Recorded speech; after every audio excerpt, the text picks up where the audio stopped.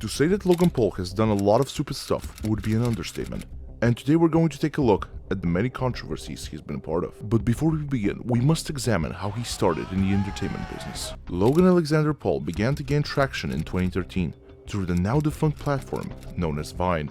On the platform you can post 6-second videos through which you could gain a lot of traction. Around that time, Logan was seen as nothing but another wheel in the machine. However, due to the refusal of the platform to evolve, many of its biggest creators started to migrate towards YouTube.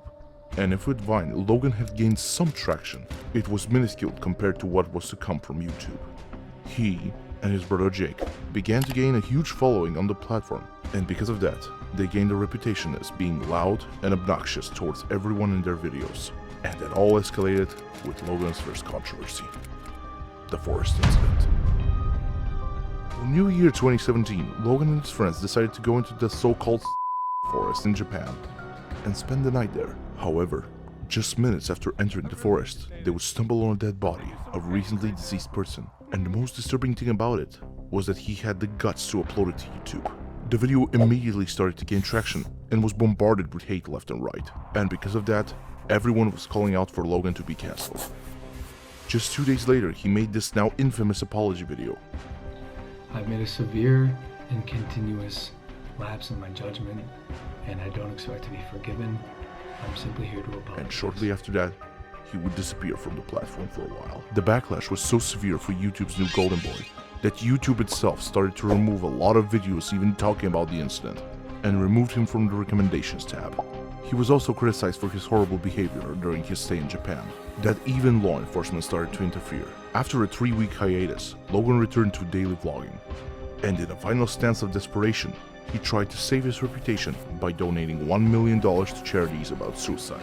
I'm pledging to donate $1 million to various suicide prevention organizations, with the first $250,000 going immediately to the National Suicide Prevention Lifeline so they can increase their capacity to help those in need. But the small amount of goodwill was short-lived. Just 1 week after this deed, his channel was demonetized for tasering dead rats on a video, as well as joke about the then trending Tide Pod Challenge, which was cited as violating YouTube's guidelines. His revenue was halted as a result for 3 weeks, and after it was restored, he was given a 90-day probation period, in which he was not allowed on the trending tab. Following the fallout, Logan Paul embarked on a journey to redeem his public image. Is it possible for Logan Paul to make a comeback, or am I going to be a failed YouTuber? He engaged in philanthropy, spreading awareness about mental health issues, and collaborated with experts to educate his audience. Despite these efforts, skepticism lingered, and some questioned the authenticity of his redemption arc. However, his biggest controversy was just around the corner, as in November 2021, Logan announced that he was a part of an NFT scandal known as CryptoZoo. At the peak of hype for NFTs, Logan Paul announced that he was working on a video game about NFT animals, whose value would increase as they get bigger. The game was mocked immediately due to its use of stock images, and because it just looked like another scam.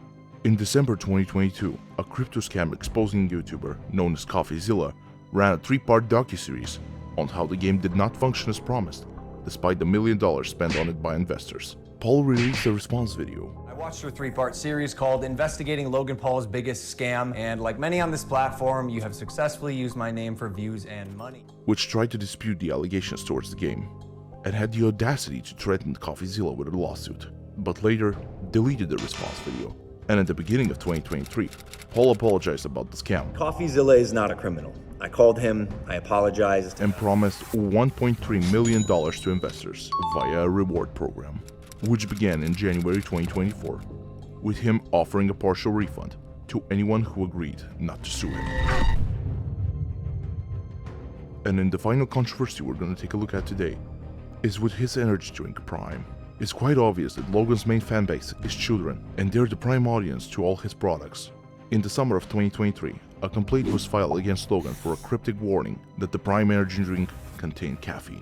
And Logan was accused that there wasn't a big difference compared to his other drink, Prime Hydration, which would lead to parents and children not knowing the difference between the two.